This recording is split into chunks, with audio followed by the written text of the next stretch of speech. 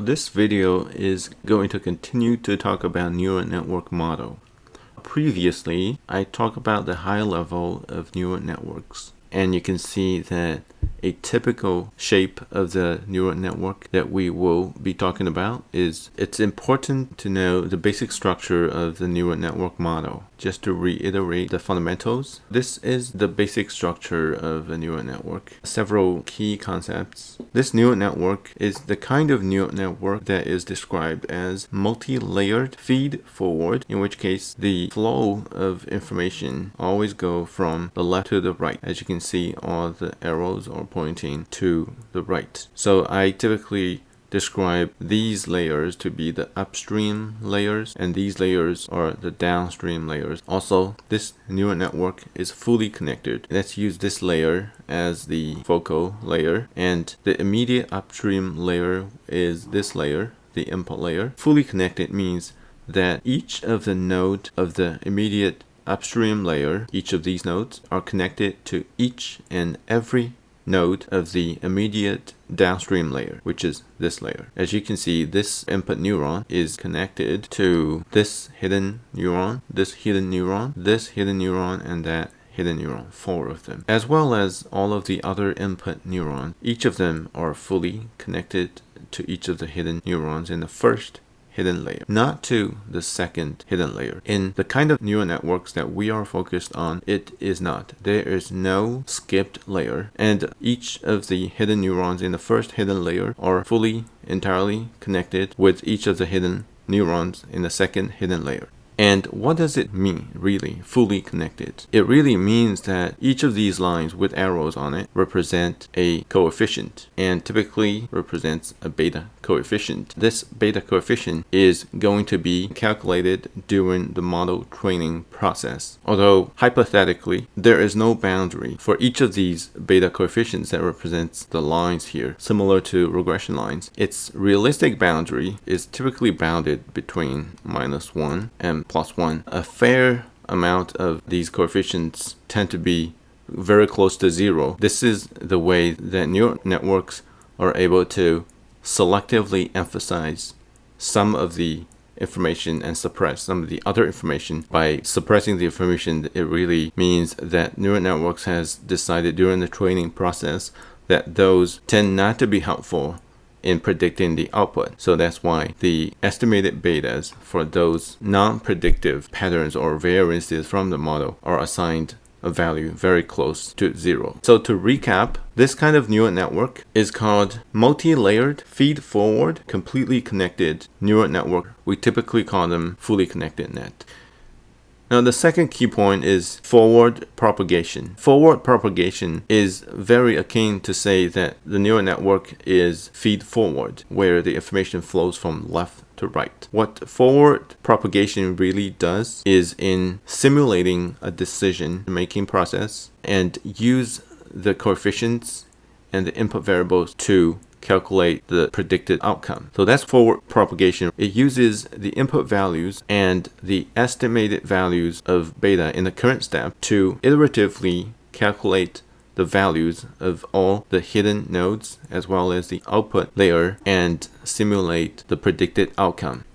I also talk about back propagation. You might have a question. I said the neural network is forward feeding. It has a forward propagation. Then why does it need a back propagation? You need to remember that back propagation doesn't mean that information can flow backward from the outcome to the input. It doesn't mean that. Back propagation is needed because the model has to go through training process, and all the coefficients, including both beta and there's another type of coefficient here is the biases. Together they make up all the coefficients. In order to optimize the values and to improve the model, the values of the coefficients will have to be updated. But the way that they get signals regarding how to update these values will come from the errors. And where does the error come from? The error is the difference between outcome and output. Now, what is outcome?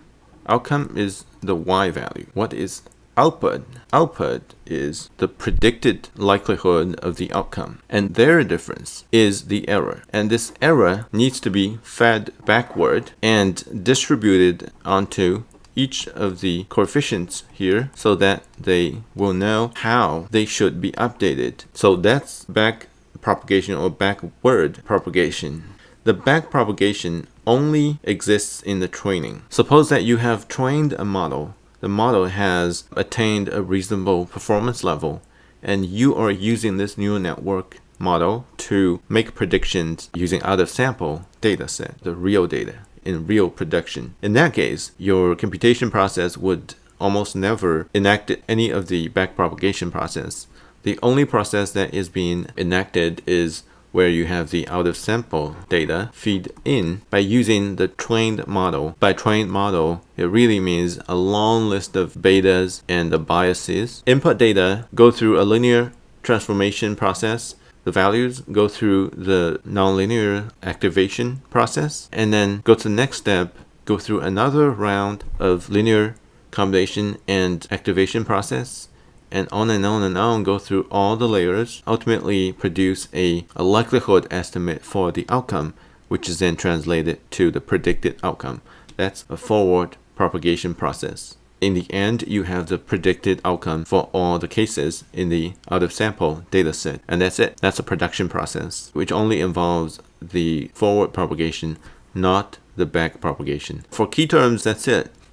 Just a side note, you probably will notice that in this graph, this neural network has a relatively large input layer and has a somewhat smaller first hidden layer 1, and a slightly smaller hidden layer 2, and in the output layer is only one node. So fully connected, and here it's fully connected. So it's somewhat like it's a triangle shape put sideway, and information flows this way. I wouldn't say for all the neural networks that will look similar to this, but for fully connected, it will almost always look like this. Even if it does have hundreds of hidden layers, input layer tend to be very large because in some cases there is a huge data set. As it flows through different layers, the layers become smaller. When it gets to the output layer, the number of neurons become smaller and smaller. And this is a good design because the purpose of the model is to extract patterns. It's not supposed to contain everything in the data set. And in terms of data set, there are variances including information and noises. The neural network is like a sift that tries to extract more and more abstract information from the data set so that in the end it becomes a very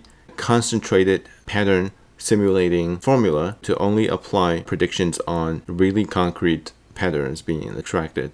For neural network, it's a really complex model, and for this class, I don't require you to understand several aspects of the really technical facts, including the backward propagation, and I will skip that. If you're interested in at least uncovering the inside process of the back propagation, I suggest that you can follow the book. And these slides, the second portion of the slides are from the LaRose textbook, and it highlights the key points in the example in textbook where it go through the detailed calculations of one example by using a set of random initial coefficients, and step by step shows you how to allow the error to propagate through the network backward from the outlier to the hidden layers and all the way up to the first hidden layer, and how those coefficients will update each other by using the feedback learned from the error. So that's the essence of the backward propagation process, and it uses a gradient descent technique to calculate and to distribute the amount of feedback across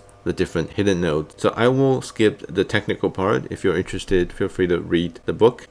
There are several other technical topics which I will skip for this course. Feel free to read about them. They are something called learning rate. Eta is learning rate, and there is a momentum.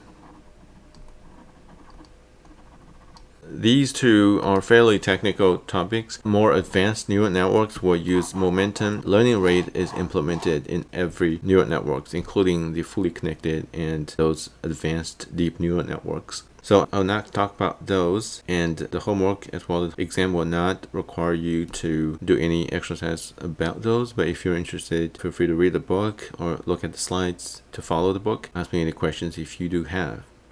Input variable selections. You could throw in a large data set with hundreds of inputs, allow the model to learn and to be able to select which input variables tend to be more predictive of the outcome versus others. But as you increase the number of input variables, the time for learning for the neural network model will increase, because the way that neural networks improve itself and optimize the coefficients is so complex, the calculations are so nonlinear, the optimization process is not linear. It will dramatically slow down the process that the neural network model learns its optimal coefficients. So if there is obvious conclusions to be made about certain variables not having obvious values, then it might be worthwhile to go through some kind of input selection process to limit the scope of the input data. That said, there's always a however. If you do have a large data set, also have sufficient computation power, then selecting input variables a priori, which means selecting input variables before you start training the neural network, is not advised, because if you do have those resources available, it is indeed worthwhile to allow the neural network model to be able to surface important signals from the input data. So that's my suggestion.